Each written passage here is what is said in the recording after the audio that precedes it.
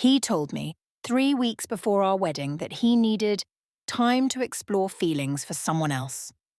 I cancelled everything that same day and walked away. Now he's the one begging for a second chance. I always thought the hardest stories to tell were the ones about loss, losing people, losing dreams, losing versions of ourselves we once believed would carry us into the future. But now I know the hardest stories are the ones where you have to admit that you were wrong, that you spent years pouring yourself into something that was slowly hollowing you out, that you loved someone who, when the moment of truth arrived, didn't choose you, not even for a second. And so, here I am, speaking not just to unload my heart, but to understand how I allowed my life to twist itself around someone who never truly saw my worth. My name is Christine Restivo, 28 years old, and this is the story of how I almost married the wrong man, how he walked out 3 weeks before our wedding to explore his feelings for another woman. A sentence like that sounds clinical, almost detached, but living it felt like drowning inside a life that wasn't built for me, watching everything I had carefully stitched together unravel thread by painful thread. Ethan and I had been together for 5 years. We met during a college psychology elective, a class I only took because it fit neatly into my schedule. I always sat near the front, notebook ready, highlighters already uncapped.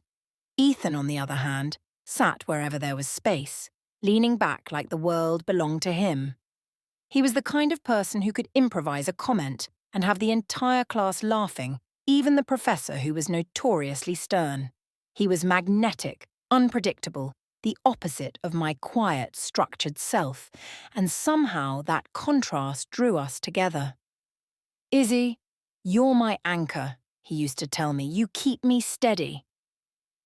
I clung to those words like promises. Back then, I believed love was proof that I mattered, that choosing someone meant they chose you back with equal devotion.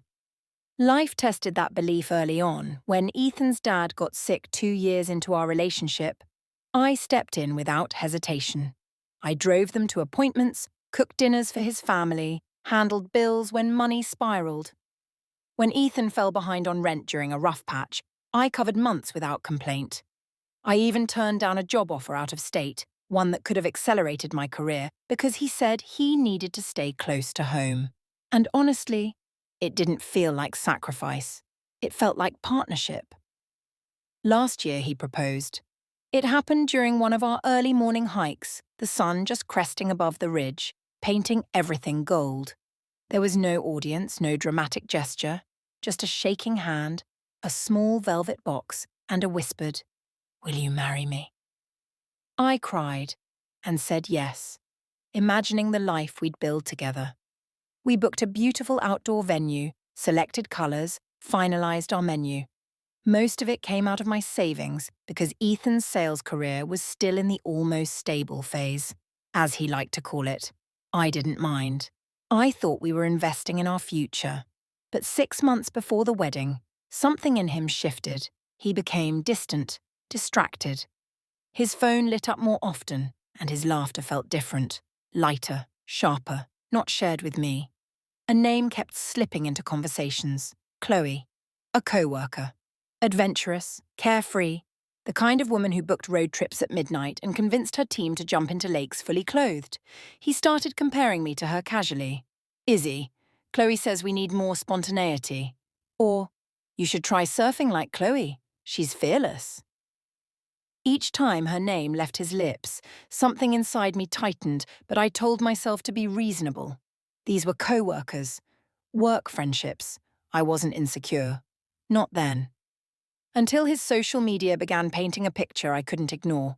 Group photos from nights out, always with Chloe leaning too close, always with Ethan smiling too widely. And that night, 3 weeks before the wedding, the truth finally broke open. I had made his favourite pasta, lit candles, turned on soft music. I was trying to bring us back to centre. But he sat across from me, scrolling through his phone, barely touching his food.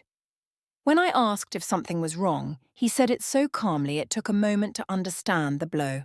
"Izzy, we should postpone the wedding. I've developed feelings for someone else, nothing physical yet. But the feelings are strong. I need space to explore them. He said it like he was requesting a schedule change at work. I felt the air leave my body. So I'm not enough, I whispered. He shook his head, voice maddeningly gentle. Not boring, Izzy. Just safe, predictable. Chloe makes me feel alive in ways you don't. Alive, as if steadiness equaled suffocation. Something inside me froze. I didn't scream or beg. I simply said, if that's what you need, then go. And he did.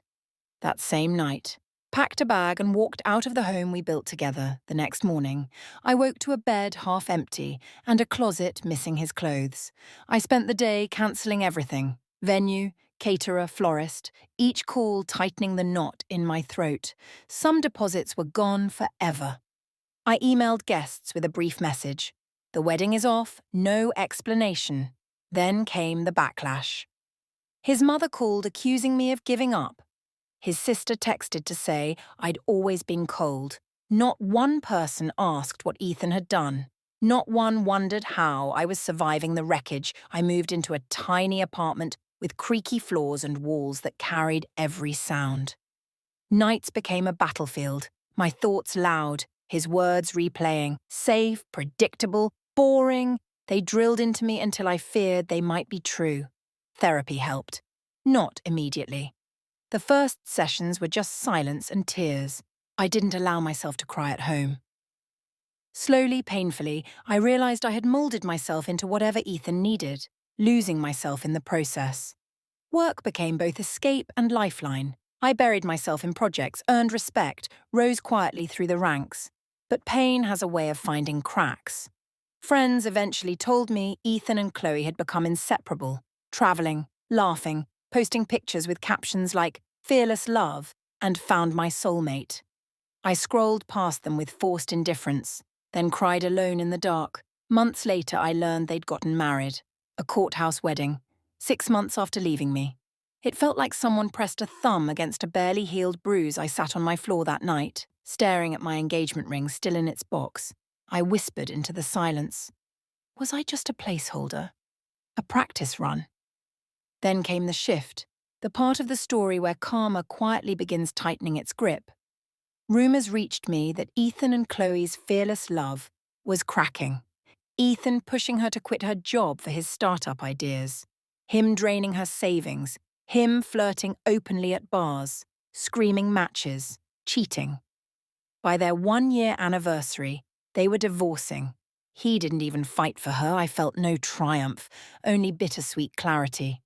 The man who once called me predictable was simply chasing novelty until it bored him. And then he'd run. I was changing too. I went after a promotion I once postponed. Got it. My boss said, "Don't let anyone make you smaller again."